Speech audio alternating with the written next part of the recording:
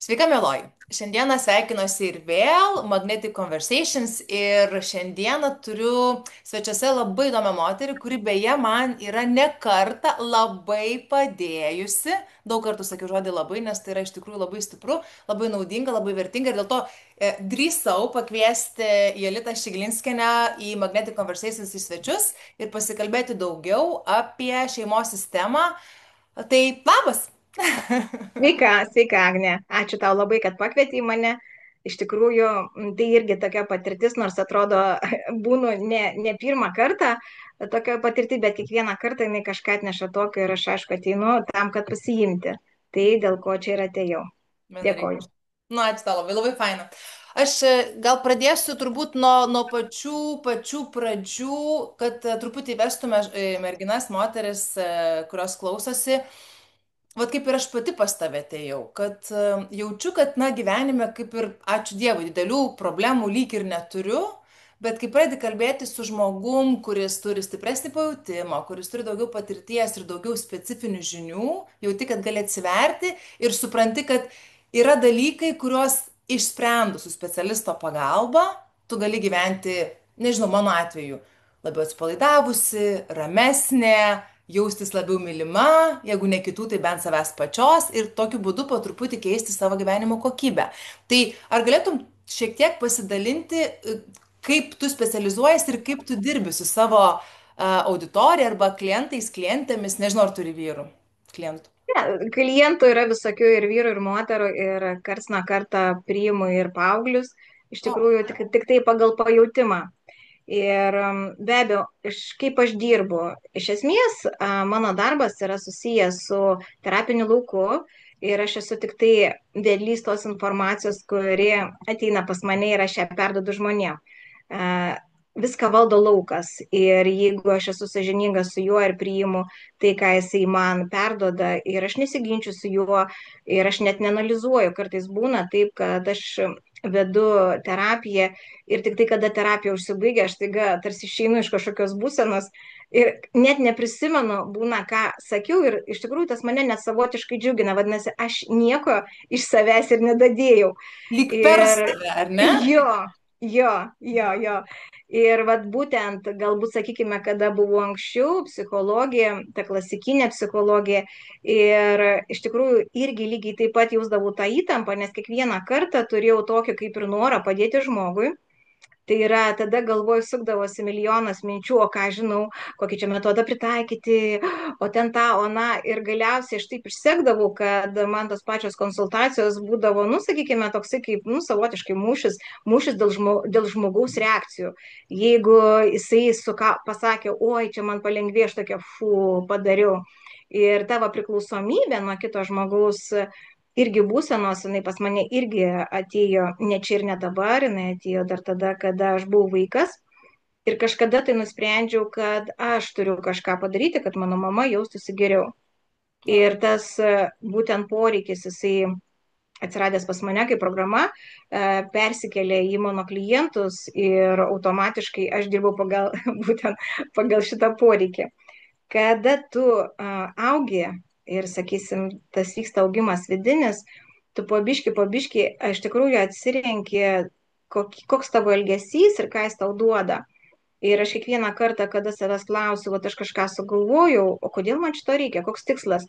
Ir kada tu esi bent kažkokiam santykė su savim, su savo kūnu, tu visada išdrysi išgirsti atsakymą, nes dažniausiai žmonės, kaip ir mano ta patirtis buvo, aš bijojau atsakymų, kurie kyla mano kūne. Aš apsimesdavau, kad negirdžiu, aš Mhm. apsimesdavau, kad ne taip, tai netiesa. Ir kada tu pagaliau pavargsti su tuo kovoti ir sakai, nu gerai, nu pasišnekam. Ir vat po biški aš atėjau iki, sakykime, iki tokio savo suvokimo lygio, kada suprantu, kad vienas iš pagrindinių principų, kurį aš naudoju savo terapijoje, nesikišti. Nesikišti mano asmenybei, nesikišti su savo patirtim, su savo patarimais. Negaliu sakyti, kad man pavyksta 100%, nes kartais tas mano gelbimas tipo, aš turiu ką pasakyti, nu, okei. Nu, va, tik. Jo. Ir va dabar iš tikrųjų kai vat kalbuosi su kitom kolegėmis, sako, arba su kitais žmonėmis, tu dirbi psichologė, tu tikriausiai labai daug atiduodi, aš iš vis nieko netiduodu. Kas liečia mano asmenybę, jinai iš esmės nedalyvauja net tame. Tai dėl to mano tos terapijos, jos praeina taip, kad aš išeinu po visų, sakykime, darbų ir aš nesijaučiu nei išsunkusi, Taip, nei kad man reikia kažką savyje surinkti. Ta prasme, kai netiduodi, taip, nėra ką tai jo, rinkti. jo, nėra ką rinkti. Ir iš tikrųjų galbūt, sakysime, nėra šitas būdas populiarus dirbti būtent su lauku. Laukas jisai visada geriausiai žino. Mhm. Ir va tas pasitikėjimas ne savim, o kažkokia tai, nu, sakykime, reiškinio, ar kaip čia pavadinti, tai Mhm. irgi yra tam tikras etapas, į kurį tu, jeigu nori, tu ir ateisi. Tai, vat, aš dirbu taip ir visi mano pajūtimai, sakysime, kuriuos aš jaučiu, jie irgi ateina per lauką. Ir, sakykime, tai, ką man laukas suteikia kažkokį tai vaizdinį, kažkokią informaciją, jinai irgi ateina būtent per tą vadinamą nuojautą, kurią tu jau pažįsti Mhm. ir tu jau atskiri, kada tau protas sufleruoja ir kada iš tikrųjų tai ateina iš kažkur tai daug giliau ir tada atsirenki, ką sakyti. Va tiesiog. Ir aišku, vėlgi, jokios kontrolės. Mhm. Visiškai nekontroliuoju proceso ir dėl to man nereikia nei kovoti su kažkuo, tai nereikia man įsistengtis, įrodinėti, aš tiesiog atsipalaiduoju ir leidžiu viskam vykti. Tai Mhm. va taip aš dirbu šiuo metu. Taip, aš labai norėjau, kad tu pati savo žodžiais papasakotum, nes aš kaip dalyvė turbūt labai daug nuo savęs, tu žinai, pridėčiau ir pripasakočiau ir įsitraukčiau, bet vienareikšmiškai, kad šis metodas, jisai tikrai labai daug padeda išspręsti dalykų, esu patyrusi tą ir pati. Turbūt turėčiau, kaip čia, savo lūpomis, bet perduoti ir savo klausytojų kelis klausimus. Ir vienas iš jų vat, ir buvo toksai, kad kas yra tas laukas ir kas yra ta šeimos sistema. Ir kitas klausimas, ar tai yra, nu kaip čia dabar pavadinti, Jolita, taip, ką aš girdžiu, kad ar čia yra psichologija, žinai, žmonėms reikia dėžučių, reikia stalčiukų. Mhm. Yra Taip. psichologija, ar čia yra, nu koks dar galėtų būti, dvasiukų temos, ar čia yra, nežinau, neuromokslas. Turbūt nemažai auditorijos daliai reikia išsirinkti stalčiuką, nežinau, ar galime mes jį parinkti. Jo, iš tikrųjų, sakysime, tai, kokia dabar yra šiuolaikinė psichologija, jinai toli gražu yra labiau praplėtusi visą šitą prasme ir, sakysim, net poveikio priemonės arba tie metodai, jau jie nėra susiję tik tai su tais pagrindiniais klasikiniais principais. Taip. Ir galbūt jo, dabar mes asmenybę žiūrim ne tik tai per tą prizmę, kas gyvyko šitame gyvenime. Aha. Nes iš tikrųjų tai šio gyvenimo patirtis, šio gyvenimo konfliktai, kaip bebūtų keista, bet jie užima pačią mažiausią vietą, sakykime, mažiausiai yra šitos Mhm. įtakos dabartiniam gyvenimui. Ir aišku, jeigu tu esi, nu vėlgi, nenuvertinant kitų savo kolegų, jie dirba taip, kaip jie dirba, vadinasi, jų darbas irgi yra prasmingas tame suvokimo lygyje, kuriame ateina klientas. Ir kaip bebūtų įdomu, bet iš tikrųjų, sakykime, aš net atseku tokią dinamiką, kad aš pati buvau klasikinė psichologija ir vadovausi tais klasikiniais principais, psichodinaminė kryptis buvo mano. Iš tikrųjų, tu tame ir plaukai. Ir pas tave atydavo tie klientai, kurie atitiko tavo kaip psichologės tam tikrą profesinį suvokimo lygį. Dabargi, kada pas mane ateina klientai ir aš, sakykime, dirbdama, pas mane tiesiog ateina šitame gyvenime, yra taip, va ten dar yra šeimos, sakykime, kažkas tai, po to ateina praeiti gyvenimai, po to dar kažkas Oho. ateina, po to jo. Ir tu tiesiog eini šitais, sakykime, laipteliais ir kiekvieną kartą, aišku, tikrinėsi pas žmogų, kaip tu jautiesi, nes būtent per pojūčius aš suprantu, kad laukas gauna tam tikrą informaciją ir jisai veda ten, kur tas žmogus yra pasiruošęs eiti. Mhm. Negaliu sakyti, kad žmogus, kuris atėjęs su užklausa, iš jos išeina visiškai ją realizavęs. Vat laukas, kas tai yra laukas? Tai yra vadinamoji mūsų kolektyvinė sąmonė, sąmonės kažkokia dalis, erdvė. Ir jisai iš tikrųjų yra, nu, vat kiek žmonės yra, kaip pasakyti, susidraugavę su kūrėjo, su Dievo vaizdu.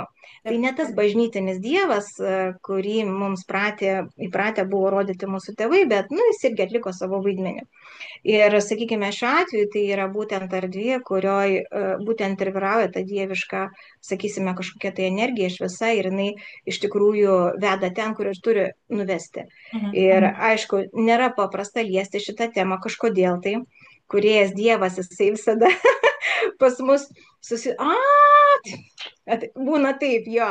Ir aš pati, sakykime, Apsietikečiuoti labai mes jo, esame, jo, žinai, jo, ai nu, čia nu, tie, čia tos, nežinau. jo, jo, bet tai vėlgi yra tam tikros patirtis ir dažniausiai būna, kad aš ir pati savyje, kadangi aš kaip žmogus, kuris suprantu, jog jeigu mano darbas susijęs su žmonėmis, su savotišku kažkokiu tai gydymu, nesakau, kad tai yra galbūt gydymas, nu, ta prasme, bet pavadinkim taip, kaip lietuvių Taip, kalboje yra, jo, taip. tai aš pati turiu būti pakankamai sveika ir dvasiškai, ir mentališkai, ir visom prasmėm, kad galėčiau leisti savo į šitą kelionę ir dar kartu pasimti kitą žmogų. Todėl, kada aš irgi pradėjau savo terapijas ir aš atsimenu, būtent kreipiausi į tą, sakykime, šiuolaikinį psichologą, psichoterapeutą, tai ne Lietuvoje buvo. Mhm. Ir pirmas seansas, į kurį aš atėjau, aš pasakysiu atvirai, nedrebėjo viskas. Tu savo. Ir aš net buvo pirštai ant klaviatūros, kadangi tai yra online, parašysiu, negaliu, neišyna, trukdo, bet vad buvo Nes tas tu norėjai momentas. pabėgti, ne? Aš gerai Jo, suprantu. jo, jo, Tau, aha. aš čempionate galiu dalyvauti pabėgimo, jo. Bet tikriausiai Jo. kažkokia mano sveikoji dalis, jinai tikriausiai, vat, nu, galbūt gana švelniai pasakė, nu, kodėl nepabandyti. Mhm. Ir vat kažkas viduje iš tikrųjų tą persvarą tokia atsirado, kad aš nuėjau į tą terapiją. Ir mano irgi nuostabai buvo, kad viskas vyko labai paprastai. Mhm. Ten nebuvo tokių, vat, kaip toje klasikiniai psichologijoje, nebuvo jokių pauzių, tokių, kurios irgi kartais labai vargina, kartais tu pradedi blaškytis, aš čia turiu kažką pasakyti, iš manęs kažko laukia, tu vėl staiga pereini tą mamos vaiko santykių, nu ten būna visko. Ir būtent tas darbas, kuris vyko tuo metu, irgi būtent yra, sakykime, tam lauke, iš tikrųjų, vat, būtent tos frazės, tie pasakymai, galbūt savotiškai klausimai man, jie iš karto mane kažkur nuvedė. Ir aš atsimenu, kad tas nerimas, kuris iki tol pas mane visada, jisai buvo, aš visada gyvenau ir nerimo lygis pas mane buvo 5-6 iš 10 O. ir iki 8 pakildavo, bet aš tai buvau prie to pripratusi, kad, nu, sakykime taip, jeigu aš atsikeliu ryte ir mano nerimas 3-4, o tai aš tipo rami. Nu, mes taip įpratę, jo. Okay. Ir Mhm. kada aš tos terapijos metu tiesiog fiziškai pajutau, kad aš jo nejaučiu, iš vis jo nejaučiu, nerimo nejaučiu. Ir aš net išsigandau, ta prasme, o kaip dabar aš gyvensiu, ta prasme, viskas, nes nerimą irgi aš laikiau savo gyvybės šaltiniu. Aš Mhm. galvoju, kad jeigu aš nerimauju, aš gyvenu. Jeigu nerimas dings, vadinasi, bus tyla arba dar kažkas tokio, ko aš nepažįstu ir tai man kėlė realią grėsmę.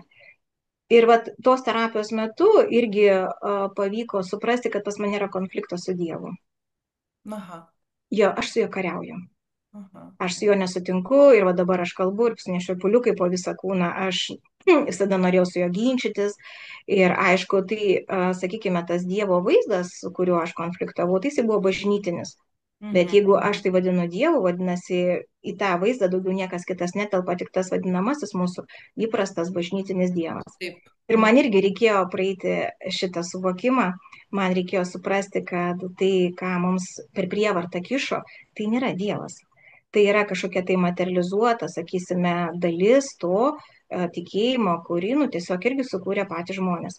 Bet nesvarbu, kaip ten buvo, bet galiausiai, kada aš pajutau va, tą būtent tikrai kūrėją, aš jį fiziškai pajutau ir tai buvo jausmas, kuris iš karto leido man jo pasitikėti. Mhm. Ir viskas. Ir daugiau nieko daryti su tuo nereikia. Reikia pripažinti, kad jeigu aš negaliu priimti Dievo, vat visada rasiu, ai, tai koks čia Dievas, jisai tiki nieką. Ok, viskas gerai, bet bent jau pasakyk savo, kad aš pripažįstu ir priimu, kad man yra konfliktas su Dievu ir aš tam duodu vietą. Ir jau tą pačią akimirką pas tave atsiranda tam tikras visiškai kitas jausmas.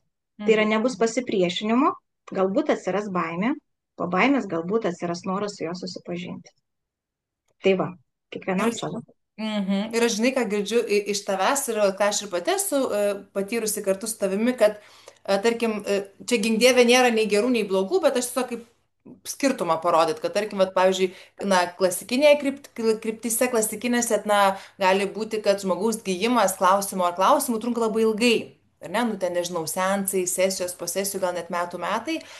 Aš jaučiu, kad šitas metodas bent jau man pasirodė patrauklus ir priimtinas dėl to, kad jisai jau per pirmąjį susitikimą, aštuntąjį nesvarbu, per kiekvieną susitikimą duoda sprendimą ir atsakymą jau ad hoc. Nėra to tokio testinio, kad na, mes, sakau, nieko nekritikuoju, bet žinai, bendrausim, gal kažkur ateis. O čia toksai, o kaip tu sakai, tau atėjo atsakymas, taip aš esu irgi pati patyrus, kad, o, ir toks lyg atkabina arba kaip tik sukabina, ar ne? Tai gal galėtum šiek tiek čia išsiplėsti. Nu, iš tikrųjų, vėlgi, kaip ten bebūtų, kiekviena terapija, jinai pasišaukia tos žmonės, kurie būna tam pasiruošę. Ir jeigu mes imtumėm klasikinę terapiją, kuri yra daugiau paremta pokalbio metodu, jinai turi, galbūt, sakykime, kaip aš dabar matau, aišku, bet čia mano tiesa, jinai dažniausiai leidžia žmogui pradėti tuos pirmus žingsnius. Tai yra vis tiek, kaip ten bebūtų, mes visada siekiame saugumo. Ir mūsų protas tai yra pats didžiausias buteljeras, kuris mus visada saugos nuo to, kur mes nesijausime saugus. Ir Jo. jeigu žmogus iš tikrųjų šiuo atveju pajutęs tai, kad jaučia diskomfortą ir aišku, jeigu jis jau atkreipia dėmesį ir užduoda klausimą, ar tikrai tai yra man normalu, jeigu jis eina pas tą klasikinį psichologą ir galbūt praeina tuos pirmosius žingsnius, tai yra mokosi kalbėti, Oi. mokosi gauti palaikymą. Ir jeigu jisai iš tikrųjų net pradeda girdėti savo balsą, kurio dažniausiai, žinot, kaip man anksčiau buvo labai keista, kad aš jau klausau savo balso ir aš niekada gau čia aš, vadinasi, aš antiek savęs negirdėjau, kad net mano pačios balsas man skambėjo kaip svetimas.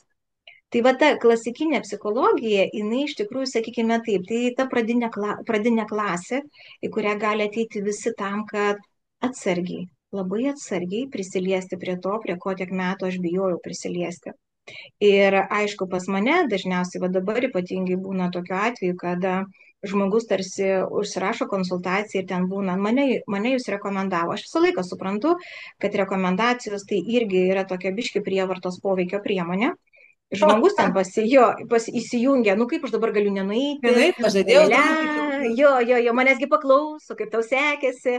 Nu, Ai, ir jisai ateina, užsirašo konsultacijai, bet vis dėlto yra vadinami gynybiniai mechanizmai, kurie atėjus vat, būtent jau tam laikui, staiga įjungia tokią alarmą, kad jau tuo momentu visa kita tampa žmogui nesvarbu ir jis tiesiog nori pabėgti. mm. Tai pabėga. Yra net mano atveju buvę, kad moteris pateko net į avariją tik tam, kad iki manęs net važiuotų. Jinai pati sukėlė, jinai po to mes su ją vis dėlto susitikome ir mes kalbėjome ir būtent mes ėmė šitą situaciją ir jinai sako, aš visą kelią galvojau, kad vat, Jolita, jeigu paskambins, pasakys, kad atkeliu, aš taip noriu atkelti. Nu, ir iš tikrųjų šiuo momentu. Čia yra Prikvėpė toks pavyzdys, kad mes gauname tai, ko mes norime. visiškai. Jo, aišku, mes negalime kelti sąlygų, kaip tai vyks, bet mes tiksliai gauname tai, ko mes norime. Ir va šiuo atveju dėl to aš lenkiu galvą prieš tos kolegas, kurie iš tikrųjų išlieka tais klasikinės psichologijos atstovais, kurie leidžia žmonėm, sakykime, mokytis vaikščioti po save. Nu, galbūt tai labai grubiai nuskambės, bet tebūnie taip. Ir tada iš tikrųjų jų dėka ir pas mane tikrai ateina tokių žmonių, kurie sako, aš lankiausi pas psichologą 5 metus ir aš visada mintimis dėkoju tam specialistui, Nu, kuris paruošė ir užaugino šitą žmogų jau kitam žingsniui, gilesniam į save. Tai šiuo atveju taip ir yra, kad kartais tos klasikinės ilgalaikės terapijos jos užtrunka ilgai. Bet supraskit, kad mūsų gyvenime nieko nebūna šiaip savo. Ir kiekvienas iš mūsų turi savo tempą ir savo, sakykime, lygį ar dar kažką ir gilį. Ir jeigu jisai eina ten, vadinasi, jam taip reikia. Ir paskubinti, nu vėl, tai yra prievarta, nu, bet koks kaip pasakymas, kožė, ne, šlupsi, jo, žiedą, ką tu ten turėsi. Truputį jo, jo. Būtent, jo, va tas, va, kada atrodo, tu gali pasakyti, o kodėl tu negali nueiti, tu jau naudoji prievartą, nuo kurio žmogus ir šiaip jau vaikystėje pavargo. Ir be abejo, kad jeigu, sakykime, mes pradedam raginti, aš irgi taip dariau, tai čia nepaslaptis jo, Ašgi labai noriu, kad mano artimieji labai greitai taptų laimingi. Taip, Labai jo. taip, taip. Taigi Jo, čia dar jo. gerų tikslųgi, taip, ne? Vienareikš, jo, nu, blin, nu, ašgi myliu, nu, jeigu myliu, tada jo, turiu, žinai, kaip, va tas, va, žinai, lietuviškas posakis, kurį aš kažkodėl paskutiniu metu labai dažnai girdžiu, tai yra, man reikia spyrio į šikną. A, girdžiu Jo, ir aš. Mhm. jo. Mhm. Vadinasi, šiuo atveju mes esame taip išmokę, kad tik tai būtent prievarta gali mus priversti kažką daryti. Nes spyris į šikną tai yra prievarta, agresija ar dar kažką mes kaip suprantam, taip jo. Ir automatiškai gaunasi, kad kaip ten bebūtų, bet viena mūsų dalis, tai prievartai visada priešinsis. Kita dalis, ta mažoji dalis, kuri įprato sutikti su tuo, kad aš turiu paklusti, jinai paklus. Ir aišku, nuo to priklauso, kuri tuo metu dominuojanti. Yra dažniausiai mūsų vaikiškoji, ta, kurią mes įpratę esame matyti, aukos dalis visada bus didesnė už mūsų sveikąją. Tai va, tai kaip ten bebūtų, visi specialistai dirbantis vienoje ar kitoje srityje, vienais ar kitais metodais, jie visada atitinka tam tikrą, sakykime, tų klientų rato, kad kuriam yra pasiruošęs pats žmogus. Mm. Jo, bet aš kadangi galbūt ir buvo pas mane pačioj pradžioj, kad aš dirbau psichologė ir aš buvau ta klasikinė psichologė, aš dirbau ir man būdavo, aš žinau, kažkada tai įsijungia, ateina pas mane klientas, tas pats klientas, kuris ten ėjo pas mane metus laiko ir staiga aš suvokiu, kad mes kalbam vėl apie tą patį. O Dieve. Ir aš taip tada pagalvoju, Dieve, nu negi nėra kitų būdų Aha. kažką padaryti žymiai greičiau. Toksai buvo noras, nes aš realiai pavargau iš tikrųjų vesti žmogų tuo pačiu keliu, nu, tuo ratuku suktis. Ratuku, aišku, aš suprantu, kad to reikėjo ir jam, ir man, bet kaip dabar suprantu, kad būtent galbūt šita mintis manyje jinai ir davė tą tokį, sakysime, kryptį ieškoti to, kad Taip. ieškoti tų kitų metodų. Ir aš būtent atsiradau vadinamuose psichosomatikos mokymuose, kurie po to dar ten įsikerojo į visatos terapiją, į būtent į legalizavimą tiesos, vienas iš puikiausių metodų, kuris leidžia mums iš tikrųjų daug ką savyje suvokti ir pakeisti. Nu, va taip, va, kad dėl to To negaliu. reikia pavargti kažkur tai. Taip, taip, taip, ir susirasti savo, bet man tai labai gražu. Aš noriu truputį mūsų pokalbį pakreipti į vieną iš tavo temų, susisiaurinti ir pasivaikščioti po šeimos sistemos temą, nes aš suprantu, kad tu su ja daug dirbi ir tai yra vienas iš metodų, kurį tu taikai, jeigu aš gerai, jau ką, stabdyk mane ir taisyk Taip, mane. gerai, viskas Ir gerai. jo, ir kaip tu galėtum į ją, apie ją papasakoti žmogui, kuris nėra jos girdėjęs ir kaip jinai gali padėti spręsti vat, kylančius klausimus arba iššūkius gyvenime, su Mhm. specialistu, aišku. Jeigu mes imtumėm šeimos, sakysime, sistema, tai yra būtent šeima, tai yra tėvai ir mes. Bet toliau yra giminės sistema, kuri apima jau visiškai kitą lygį, tai yra visai kita apimtis. Dažniausiai tai yra va, 3 kartos po mūsų. Mhm. Ir ką tai reiškia? Tai reiškia, kad vadinamasis, sakykime, DNR, kurį mes turime, kurį mes atsinešam, tai yra informacija, kurią mums parduoda tėvai ir tuo pačiu mes gauname ir iš, sakysime, tų protėvių, kurie buvo už jų irgi tą informaciją. Ką tai reiškia?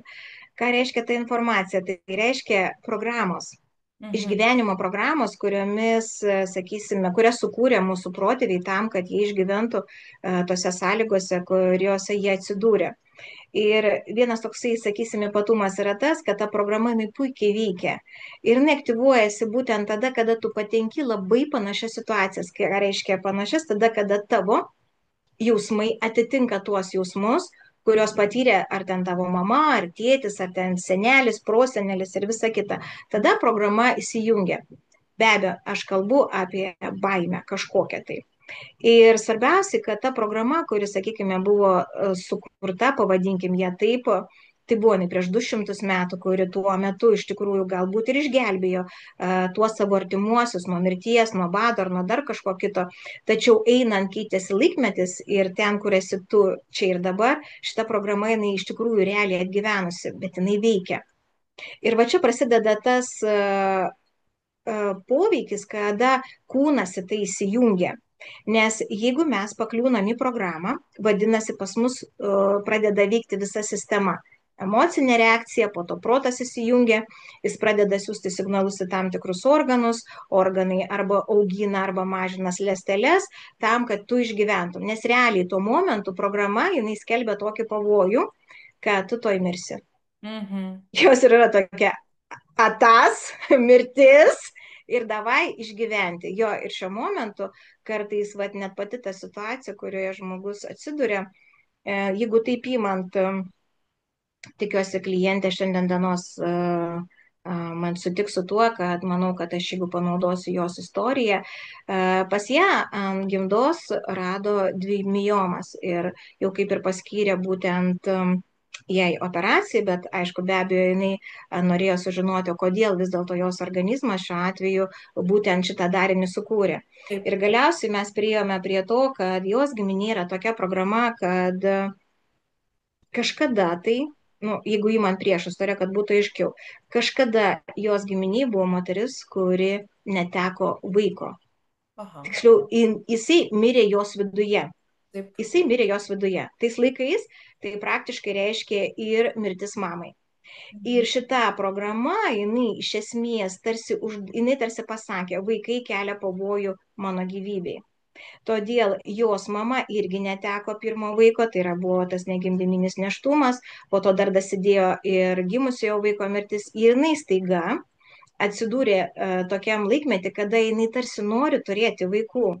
Taip. Realiai, va tas noras yra, bet jinai jį slopina, nes veikia programa, kad vaikas gali atnešti mirtį.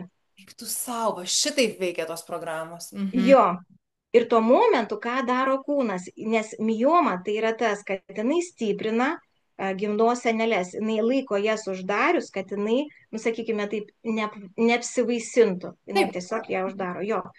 Ir taip yra, nu, begalė tų programų, kurios iš tikrųjų įsijungia tokiu momentu, sakau vėlgi, kada eina kalba apie situacijas lygiavertiškas tom, kurios kažkada buvo. Lygiai taip pat veikia ir, sakykime, nuostatos jo. Nu, kokia gali būti nuostata, kokią aš čia visai neseniai buvau prisiminus irgi apie save. Pavyzdžiui, nesu verta, nežinau, gyventi patogiai, uždirbti pinigų daug, pavyzdžiui. Kad Nu jo, vat pavyzdžiui, jo, tokia nuo algos iki algos ir ne kitaip, ane? Labai, Jo, manau, bet, yra. jo, bet šita, vat, kad aš nesu verta, jau yra pasiekmė. Priežastis yra iš tikrųjų Aha. guli visur kita. O kodėl aš nesu verta uždirbti daug, ne? Ten atsiranda taip, kad galbūt kažkada kažkas, tai vat, buvo kažkokia tai, sakykime, situacija arba kažkokia tai turtinga moteris, kuri ar buvo apiplėšta ir nužudyta ir jai pinigai atnešė mirtį. Ir tokia sąsaja Jo, susiformavo. būtent. Ir net yra taip, mano darbė yra buvę, kad lygiai taip pat atėjo pas mane žmogus, pasakęs, kad aš netikau didelės pinigų sumos, kaip aš taip galėjau kvailai, ašgi toks protingas ir visa kita. Ir mes, kada ėjom giminės sistemoje, būtent ten buvo konkreti pinigų suma, nu, sakykime, 200 000 eurų, jo. Taip. Vat būtent 200 000.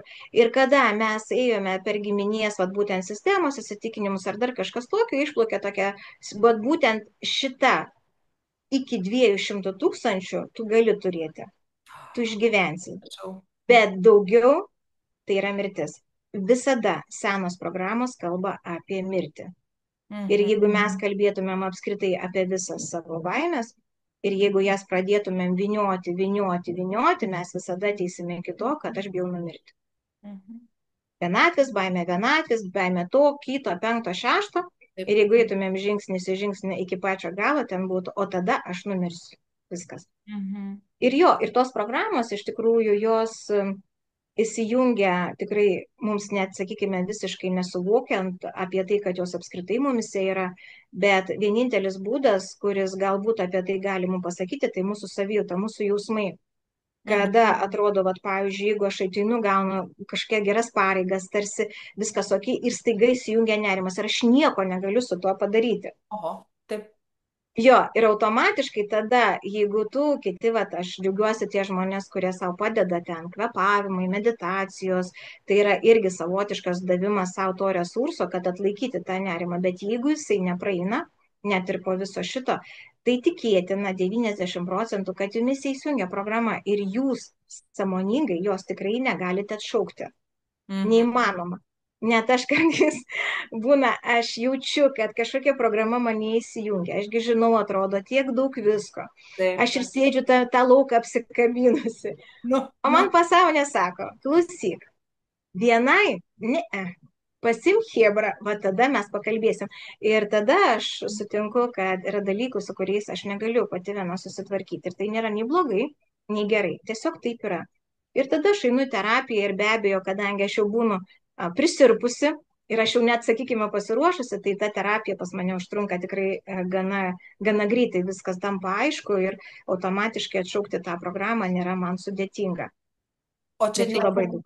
Aha, o čia, atsiprašau, jeigu pertraukau, bet man įdomu, o Gerai. čia nėra tas, kad, vat, kodėl reikia kito žmogaus, čia nėra tas, kad, nu kaip, tad reikia paliudijimo iš išorės, kad tai yra tiesa, kad tai įvyko, ar čia ne apie tai yra. Čia gal Ne, jau, viskas tame, viskas va, tame pačiame, Agne, jo, tu iš tikrųjų eini pas specialistą, jo, kuris tarsi va, būtent tas žmogus, kuris, nu, sakykime taip, juk iš tikrųjų dėl ko mums pasąmonė nepateikia atsakymų, dėl taip, to, kad jinai vis dar galvoja, kad tu esi vaikas, nu, ta prasme, jinai taip tave savo, kad tu išgyventum, jinai nesupranta, pasąmonė neturi laiko suvokimo. Ir kada ateina kitas žmogus, jisai tarsi bent jau akimirkai prisima tą mamos vaidmenį, tokį savotiškai vedlių mamos.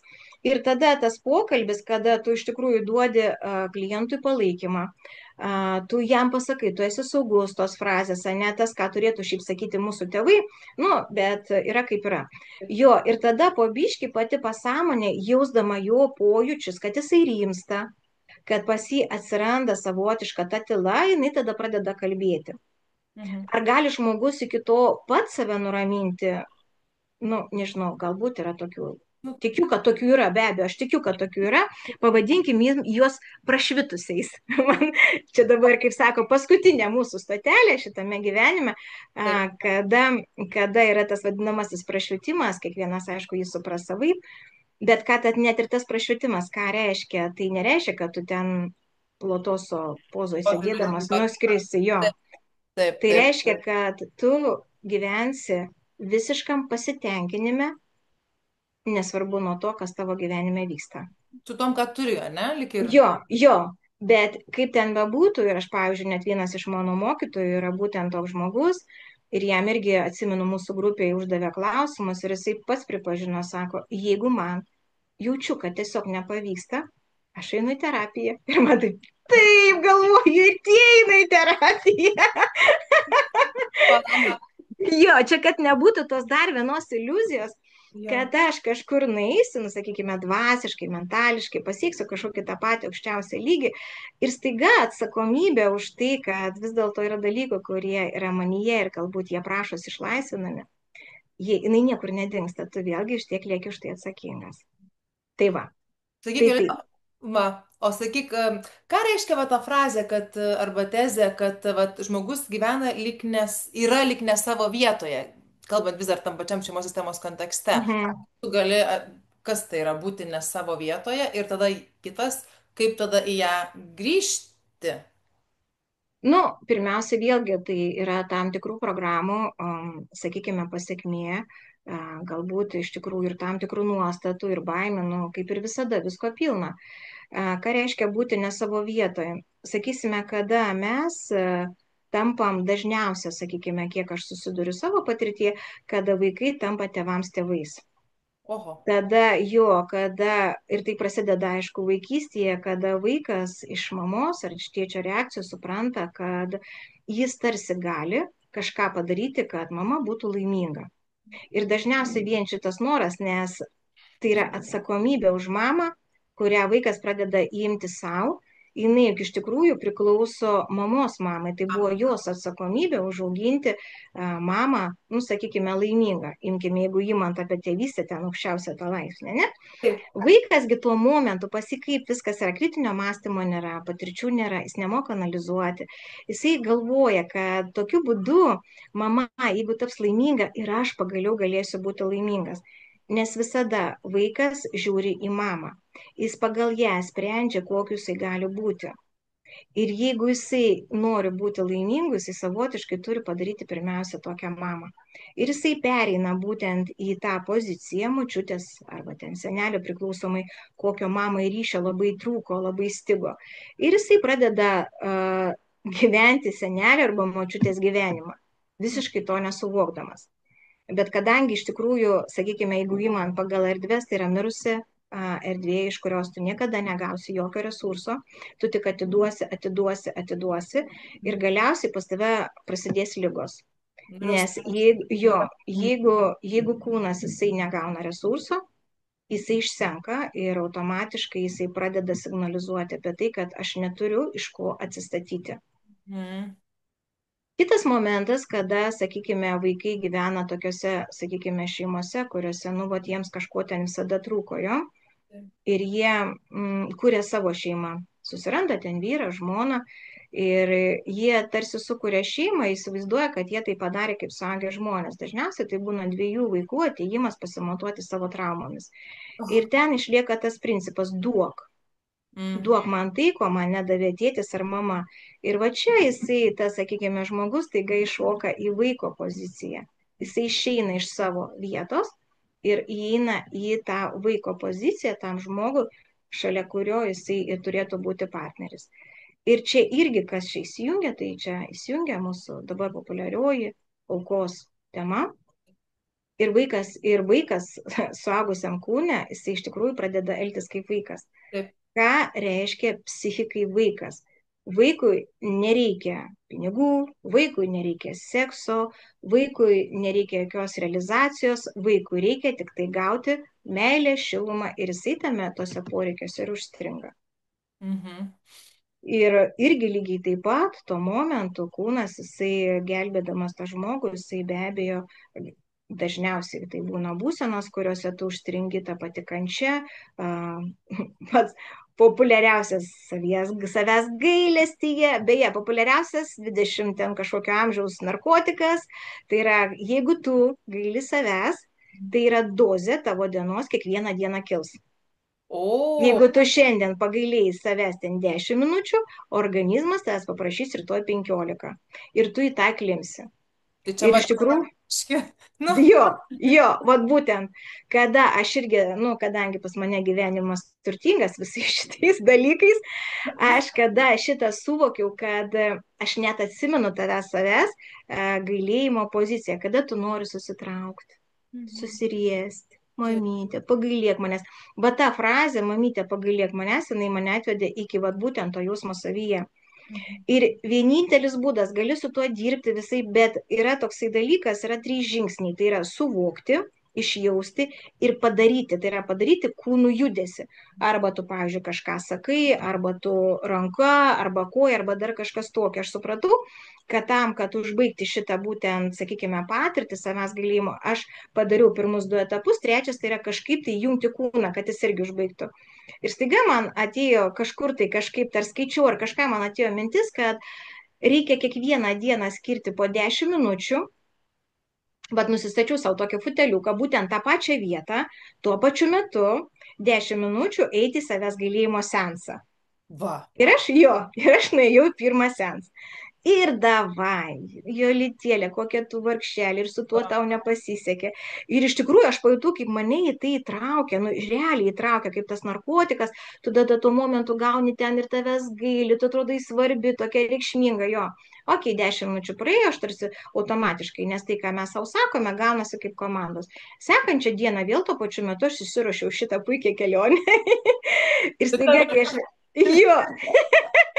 Ir aš atsisėdau, atsiraitojau rankovės, nu, pradėti jau savo seansą.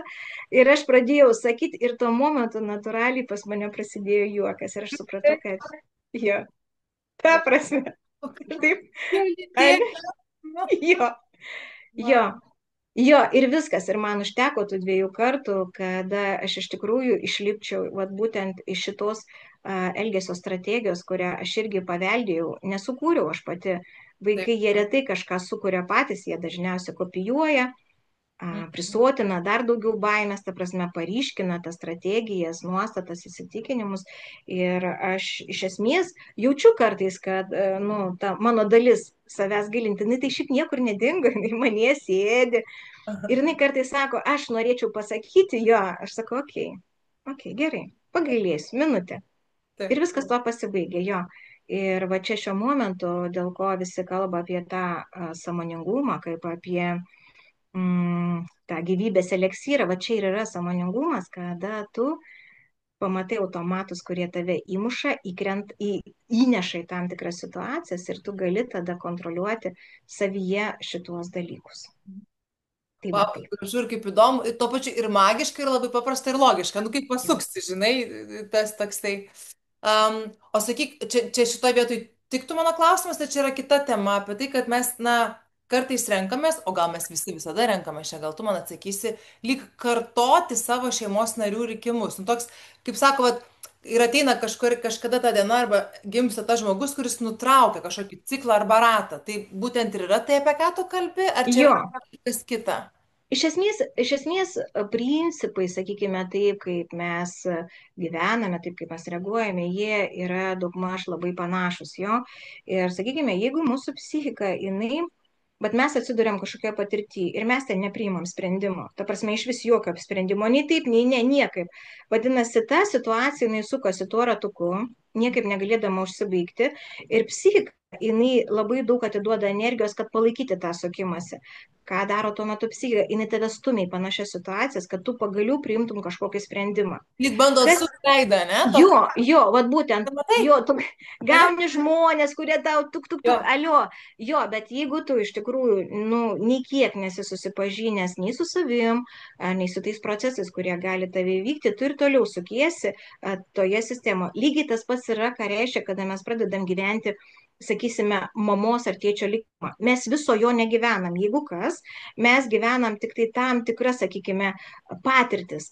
Ir vad, pavyzdžiui, jeigu vaikas, žiūrėdamas į mamą, patirdamas jos pyktį, nes tai irgi mano istorija labai man patinkanti, vat, žiūrėdamas į mamą, į jos pyktį, sakai, aš tokia kaip mama nebūsiu, Mhm. Jo, jo, jo. vadinasi, ką tu tuo momentu padarėjai. Tu iš savęs ištraukiai pykstančią savo dalį, tu ją atstūmiai, pasakai, tokia tu man netinki, nes tu man primeni mano mamą. Ir Ta sukurti dalis. kaip ją užspaust? Jo, ta prasme, tu tiesiog ją va tokiu žodžiu, tu tiesiog, va, yra šešiai, nu, sakykime, išstumi šitą Mhm. savo dalį, tu, nu, sakykime taip, tu atjungi visus gyvybinius tas funkcijas ar šaltinius nuo jos ir jinai tampa tavo šešėliu, jo. Ir psichikas taiga dar gauna vieną rutuliuką. Jis gauna rutuliuką, kad ten, kur tu turėtum pasinaudoti tuo pykčiu sveikoj formui, tu negali, tu neturi. Ir va tas va rutuliukas prasideda jo. Ir tu eini ir tu tada susiduri su krūva visokiausių piktų žmonių. Jie tave erzina, tau jie nepatinka. Ir tu toliau kovoji su pykčiu. Nu, Ir čia gaunasi, kad mamos pavyzdys tave privers eiti tuo keliu, kada tu pagaliau suprasi, kad ta pati pikta mama tuo pačiu metu, kai tave mylėjo, jinai ir pykti galėjo tuo pačiu metu. Mesgi vaikai tai tokie biški dundukai, joms atrodo, jeigu pyksta, tai viskas, meiliai vietos nėra.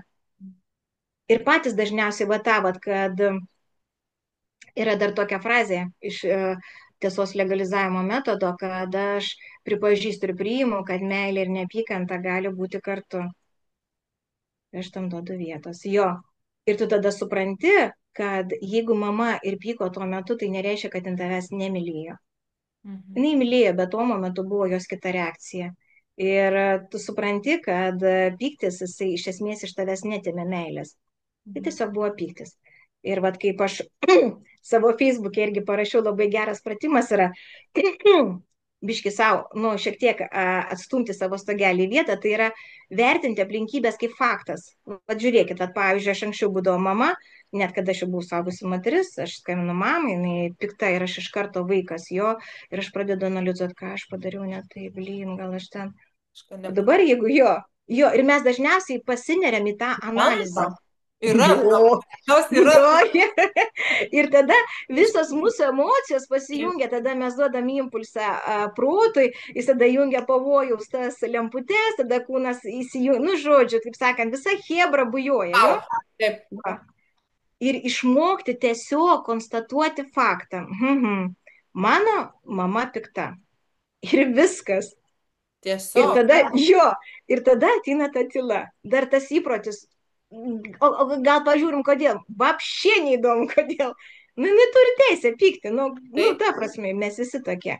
Jo, ir kada iš tikrųjų mes priimam mamą tokią, kokia jinai yra, su visom jos emocijom, su visom jos reakcijom, mes savo susigražinam save. Tai Aha. yra, mes esam sudaryti tik tai iš mamos iš tėčio. Kaimynas dėja niekaip negalėjo į tai įlysti jo. Ir gaunasi, kad kada mes sakom, aš tokia kaip mama, tai tikrai nebūsiu, priklausomai nuo to, kokia ten buvo situacija, mes viską išmetėm, kas primena mamą. Ir iš tikrųjų tada mes pradedam būti tokios kaip mamos, tik tai tam, kad susigražinti save. Ir vėlgi dažnai būna, kada per paskaitas, vat irgi labai dažnai, kada ten mergina ten sako pas mane taip, ir man iš karto, visai kaip mama, iš pradžių įsižeidžia, ne, aš ne mama, po to, oi, tiksliai. Ir va tą akimirką ateina pirmas žingsnis link prieimimo. Aha. Jeigu aš tokia kaip mama, Mhm. tai su kuo aš čia kovoju tada, jeigu aš jau tokia. Mhm. Vat panašiai taip vat ir gaunasi pas mus iš tikrųjų. Ir aš net klausimą tavo pamiršau, ar ne? Bet Apie mes ką? labai, žinok, pasivaikščiojom, viskas čia labai tinka ir labai, labai dėliojasi. O Jo. klausyk, Mhm. o sakyk, o, pažiūrėk, kaip, nu dar apie tas, vat, kad tarkim, aš nebūsiu kaip mama, vat, man dabar eina kita mintis, kad tai turbūt ir tos savybės, kurių labiausiai kitame nepriemi, nu, jeigu konkrečiai labai artimas ryšys mamoje ir tėtyje, tai turbūt yra tos savybės, į kurias reikėtų atkreipti savį dėmesį ir kad pasižiūrėti, koks mano santykis su jom yra, ar ne, pas mane. Jo, Teisingai jo. spėjau. Būtent, pavyzdžiui, jeigu, sakysim, tave erzina, nervuoja kažkokia tai žmogaus savybė, vadinasi, tu jame matai, ko tu savo neleidai. Tiksliau, ne tai, kas neleidai, tu tiesiog su tuo kovoji, tu tą išmuši, ne? Bet būna ir kitas dalykas, kada tave žavi kažkokios tai irgi žmogaus savybės, jo, ir Remybė. tu, jo, ir tada tu automatiškai irgi tu savo šito neleidai. Tu Mhm. labai norėtum tokia būti, bet ten yra irgi kažkoks aisto padarytas kažkada, tai nes visiems atrodo, kad yra tik tai mūsų problemos, tik tai neigiamas emocijos, pavadinkim taip, kad visiems būtų aišku. Bet jūs suprantat, kad jūs savo ir džiaugtis esate uždraudę. Ir tai, pavyzdžiui, net ir mano atsiminimas toksai buvo, kada aš gavau 5, Mhm.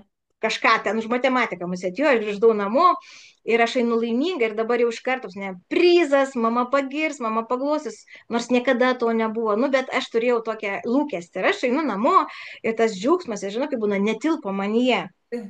Ir aš einu, ten mama virtuvėje kažką daro, aš tą pažymų knygutę įduodu į rankas, o ne tai pasižiūriu, ką valgysi ir viso. Ir aš supratau, kad manęs tokios nepriima. Aš padariau išvadą, kad va to džiaugsmo, ir aš negaliu džiaugtis. Nes, nu, ta prasme, negaunu va to jo.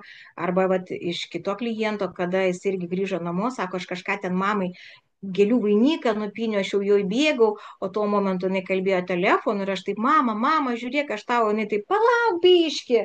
Sio, Mhm. negaliu būti toks. Mhm. Mamos reakcija tai patvirtinimas to, kad tokio manęs nepriims jo. Ir jeigu žiūrint vaikui, manęs mama nepriims ir sakau, jeigu mes viniotumėm, jeigu mane mama nepriims, aš jai nerūpiu, aš nesvarbus, galiausiai mane paliks ir aš mirsiu. Taip veikia mūsų psichika. Todėl mums labai svarbu atitikti mamos, sakykime, norą matyti mus tokius, su kuriais jinai susitvarko. Nes Aha. dar vienas momentas, kad mes vaikai visada maišome jo, kad aš toks esu netinkamas jo ir atrodo, kad mamos reakcija mus apie tai kalbėjo. Bet šio vat momentu irgi kiekvienam iš jūsų pasiūlyčiau atskirti tokius dalykus. Tai yra mamos negebėjimas susitvarkyti su ta emocija, kurią patiria, kai žiūri į vaiką tikrą ir Mhm. tai, kad jinai nepriima. Tai O, yra visiškai skirtingi dalykai. Ir pavyzdžiui, jeigu įmant schematiškai žiūrint, ne, vat, tu esi vaikas, ne, tu esi laisvas, darai nesąmonės, tiksai.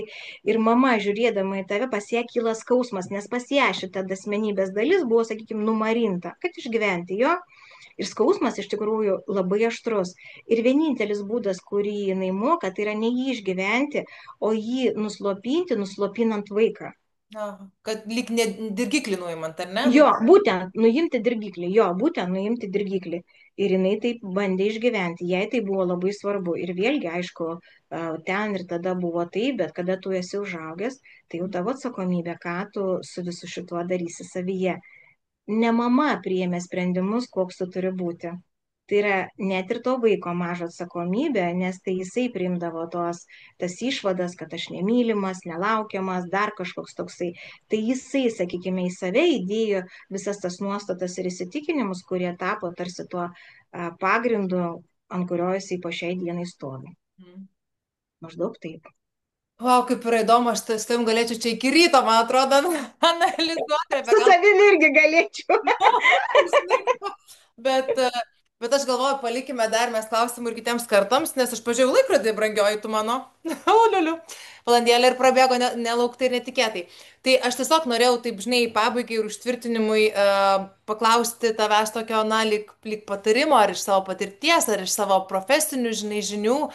Ar yra kažkokia, nežinau, ar savybė, ar baba, gal pratimas ar patarimas, kurį mes galėtume naudoti kasdienybėje, kad bent kažkiek mažiau klimtume arba, kaip čia, stiprintume tą situaciją, Mhm.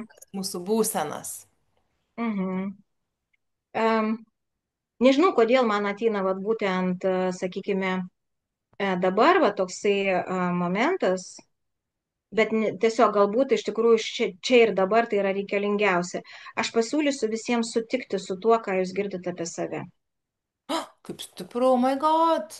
Bet aš pasakysiu, irgi turėjau klientą, kuris atėjo su tuo suvokimu, kad jisai iškrypėlis.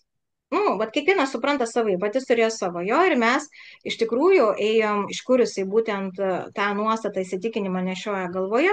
Ir mes atėjome iki jo vaikystės pačioje pradžioje, paauglystės pradžioje, kada tėvai pasikvietė į pokalbį ir ten mama taip atsargiai sako, nu, mes čia tau turim klausimą, o tu kartais negėjus.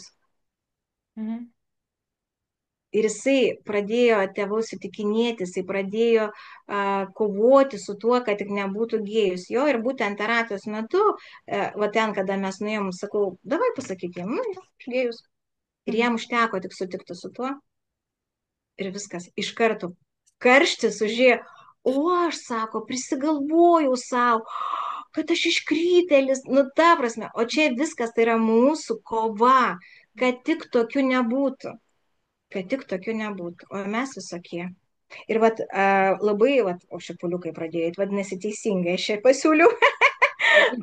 Todėl jo, nesvarbu, ką jums sako, vat darbė sako, tu ten atgrubnagė, taip, aš atgrubnagė, tu ten nevėkšla, taip, aš nevėkšla, tu durnė, blin, mano mėgstamiausia būsena būti durnė.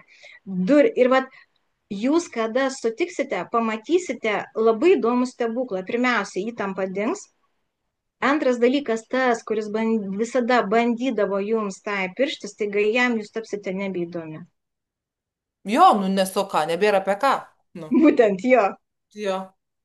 Bet jo, tai yra, sakykime, vienas iš tų universalių dalykų, kuriuos mes darydami tikrai pajusime, sakykime, tuos pirmosius savęs išlaisvinimo procesus, kad ir kaip baisu mums būtų, bet pradėkime tiesiog nuo to. Ir jeigu išlys kažkokia tai iš vaikystės, kur tėtis sakė, tu blin, ką, debilė, pat atsistokit ten ir pasakykit, taip, tėti, debilė, žinai, ant obels apelsinai neauga. Neauga. Oi, nerealu. Nuostabu. Jolita, ačiū tau dar kartą. Buvo be Ačiū galo tau, naudinga. Agnė. Nu, ačiū merginoms, kurios žiūrėjo. Ir ką, tikiuosi iki kito karto. Ačiū. Ate. Ate visiems, Ate. laimingai. Ate. Ačiū, meloji.